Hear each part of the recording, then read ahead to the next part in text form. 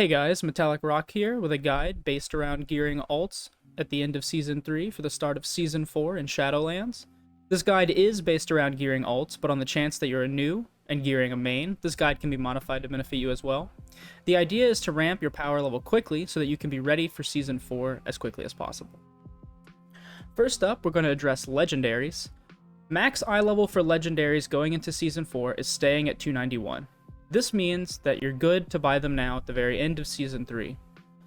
However, it is hard to predict the market. They could end up going up in price on the auction house in Season 4 for people who want to optimize stats, but I have a feeling the price will mostly remain the same. Obviously, when it comes to Legendaries, you'll still want to complete the Zereth Mortis questline to get access to your second Legendary. This is very beneficial for many classes and specs in the game.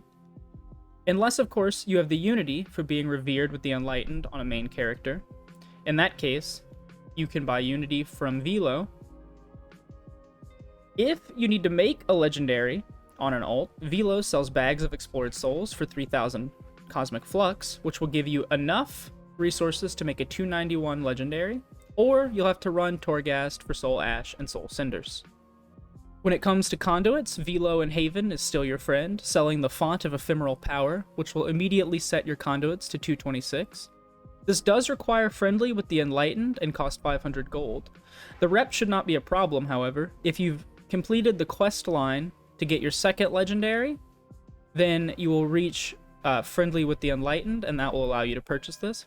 However, once Season 4 releases, you can get all 278 conduits for some Cosmic Flux. The Vessel of Profound Responsibilities from your Covenant vendor will provide this, and will no longer require the Hero Achievement. When it comes to general gear, you can buy a full set of 226 gear for about 8k anima from Haja and Haven. This is not totally worth it, as you can get some 233s from World Quests in Zereth Mortis, as well as doing the Zereth Mortis questline for your second Legendary. If you've gotten at least 1500 rating for Mythic Plus on your main, or equivalent in PvP rating, you can get 236 gear from Audara near Oribos Flightmaster for 500 Valor. This is not super recommended, as it's very RNG dependent and only gives Mythic 0 gear, and the 226 gear is more than enough to cover your gaps. Here's some quick tips on getting anima if you're looking to buy gear from Haja. Doing world boss quests provide a lot of anima, as well as opening the chests in Zereth Mortis. This is particularly easy if you're on an alt, as you'll have flying. World quests, both in and out of Zereth Mortis, as well as the Aid the Covenant quests from a recently leveled character, if this is an alt. Rares in Zereth Mortis, as well as you'll get 1,000 anima from boosting your Covenant. We'll get to that later. And you can trade anima from other characters to alts with Traveler's Anima Cash from Audara for a 1-to-1 ratio for 1,000 anima. Since we touched on boosting your Covenant to get 1,000 anima, we'll talk about Covenant progression next. You'll want to do this before doing the Zereth Mortis questline to unlock your second Legendary.